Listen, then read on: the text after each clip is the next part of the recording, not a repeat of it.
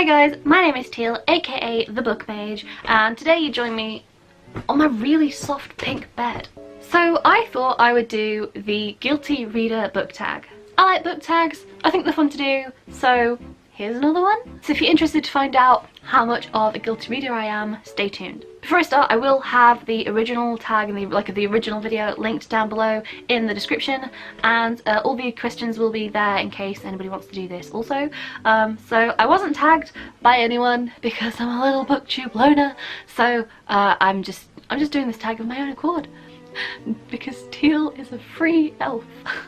So forgive me if I look away, but the questions are down here. So question 1 is, have you ever re-gifted a book that you've been given? I'm pretty sure the answer to this is no.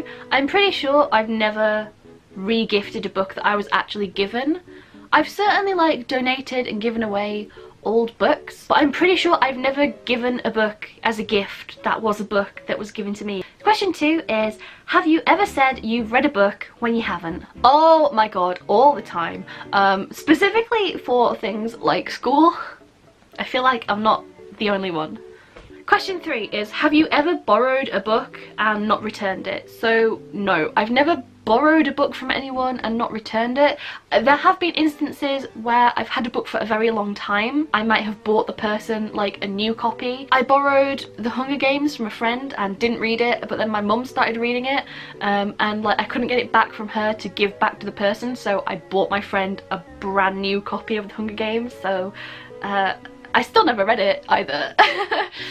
But no, I don't like to keep books that other people have given me because I'm not a book thief, and you know, it's important for me to give them back because I would like people to give them back to me. The same friend actually, who I borrowed The Hunger Games from, I let her borrow the first Throne of Glass book, and I think I gave it to her maybe at the start of 2016, and she gave it back to me the other month in November. So it might have been a couple of years, but you know, we always give them back. I trust her, I trust some of my friends. Question 4 is, have you ever read a series out of order? I hate to do this, I don't ever want to do this, but as a child it certainly did happen accidentally. I used to go to a library as a child, and they only had 1 out of a set of 3 books, but it's one of those where, you know, sometimes you pick up a book in a series and it doesn't say book 2 of 24 and everything like that. It doesn't have anything on it to say that it's not the first book in the series, and it was the Wind on Fire trilogy. I read The Slaves of the Mastery, which is book 2 in the Wind on Fire trilogy, and I was a kid, so I just wanted something to read. I kind of had no idea what was going on, but I still kind of enjoyed the story. And then the library had an audio CD of one of the other books, and I don't recall which one it was. It might have just been the second one again. They had an audio CD of one of the 3 books. I'm really starting to show my age here. I know there's some people that are on booktube that have probably only ever heard of audiobooks, but back in the day they came on a CD. I think that remains the only audiobook I have ever listened to in my entire life. It wasn't an experience that was for me, but yeah, that was one time when I accidentally read the second book first, and possibly the second book again in a different format. So question 5 is, have you ever spoiled a book for someone? And the answer is no. It's very important to me to not spoil things. I don't want spoilers for anything, ever. Question 6, have you ever dog-eared a book? Yes. While I understand to an extent, I would never dog-ear an art book page, maybe a special collector's edition or something very expensive, but you know, your average paperback, I'm probably going to dog-ear that. I know a lot of people swear by bookmarks. Personally, I don't really like bookmarks. I own many, but I don't know, they poke out, or they slip out, or they fall out, or they fall into the book and then I can't figure out where the page is. I would prefer, honestly, just to dog-ear a page. 9 times out of 10, once you've stopped reading it and unfolded them all, you really can't tell where it was, and I'm sure that tiny little line across the top of the page isn't going to bother you anyway. Not to mention the fact that I have had books that have had printing errors and spilled ink in them anyway, and if I've been reading that book for a couple weeks, I can't then just take it back to the bookshop and say, hey, this has got ink spilled in it, because it's kind of like, well, like you're just gonna have to deal with it sometimes. I do try to keep the covers pristine, and there are books that I will always try and keep pristine because like they're special editions, they're collectors, but I just don't care if I dog-ear the pages of Throne of Glass or something like that. I just don't care. I just don't. I used to be a lot more picky about it, but I'm gonna tell you a horror story actually. If you're one of those people that, you know, can't stand dog-eared pages and you swear by bookmarks, well, listen to this. I had one of those beautiful metal bookmarks. It's kind of like how a paperclip works basically, like the paperclip style bookmarks, and I used it to bookmark one of my books. I don't remember what book it was. It's slotted onto the paper.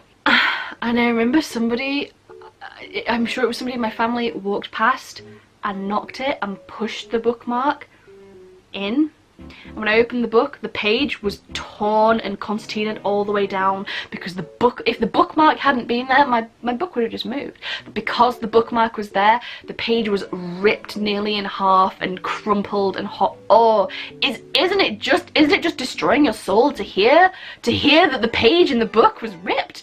It destroyed my soul, certainly, and I don't remember what book that was, but I probably had to go out and buy another copy. I've just never used bookmarks since. I've tried, I really have tried, but they're just not for me. Sometimes I'll even just take a photo or I'll just remember the number. I'm good at remembering numbers sometimes, but I don't care. I'll dog-ear a page. Yes is the answer. I will dog-ear pages. Fight me. Question 7 is, have you ever told someone you didn't own a book when you do? I'm pretty sure I have, but not for the reason you're thinking. I've never been ashamed or shy to own a book. I'm very picky about the books that I do own and read, and you know, if I read a book that I hate, I'm gonna sit here and tell you that I hate it and that I read it and that it wasted my time. I would never be like, oh, I'm so embarrassed to have read this book, like, but I'm pretty sure there was a point where I had ordered a book from Amazon and it was the second in a series, and I planned to read it but after what I was currently reading, and I'm pretty sure I remember my mum asking like, do you have this book, can I read this book? And rather than just say, oh yeah, it's on the way, because I know that she would get it and she would probably accidentally spoil it for me, or she would take way too long to read it and then I wouldn't be able to read it like when I was ready to, like when I wanted to, I would have to wait for it. And I was just kind of thinking, no, I don't have that book. I don't have a copy of it, which technically I didn't have one in my possession, but I had purchased one. But at the same time, if you want it, you know, she could have gone out and bought her own copy, and she never did. But yeah, which, I mean, you could say is a bit cruel, but also, it's my book. So question 8 is, have you ever skipped a chapter or section of a book? Yes, absolutely. Mostly like in my youth. I don't now. You know, I do slog through books now, and I don't like to skim read. I like to focus and read every single part of a book, even if it's boring me. I just feel like the words have to be there for a reason, and if it turns out they're not, I can rant about it later. But yeah, in my youth I was so much less patient. Eragon was like one of my favourite childhood books. I remember I got Eldest and I was trying to read it, and it was just overly long. It had like this alternating POV, and I really just wanted to read about Eragon and his dragon and his magic, and I really didn't care about, I think it's his brother or his half brother or something like that, or his cousin, I don't remember, Rorin, and I just didn't care about any of his sections or the people of, was it called Carvajal? Like, this has been I read Eragon when it like came out, like right at its debut, so that's how long it's been since I've read this book. I just didn't care about their POV, I didn't care about any of their sections, and like I was reading them, and then like about halfway through the book I was like, right, screw this, I'm just only gonna read Eragon's sections. So any section that wasn't about like Eragon and his dragon's fire, I was just like skipping over because I just didn't care. And I still don't to this day. I still kind of don't care. And then the last question, which is question 9, which is, have you ever badmouthed a book you've actually liked? Yes, and again, it's Eragon. So Eragon was one of, as I said, my favourite childhood books. I didn't even realise that I was going to answer the same book basically twice.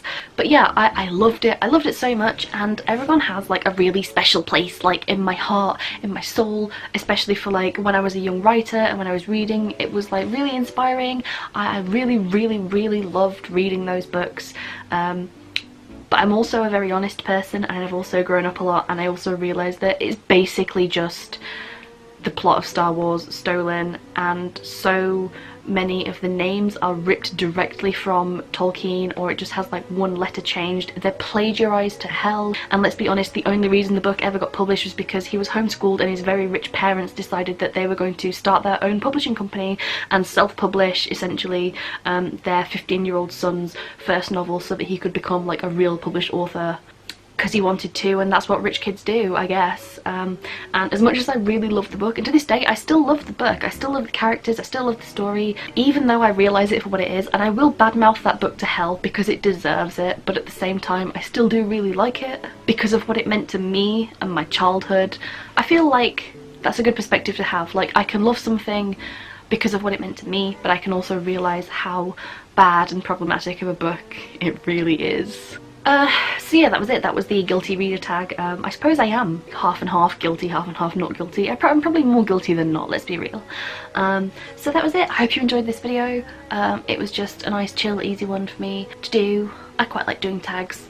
So yeah, I'm gonna go and continue to read or something slightly more productive than making booktube videos.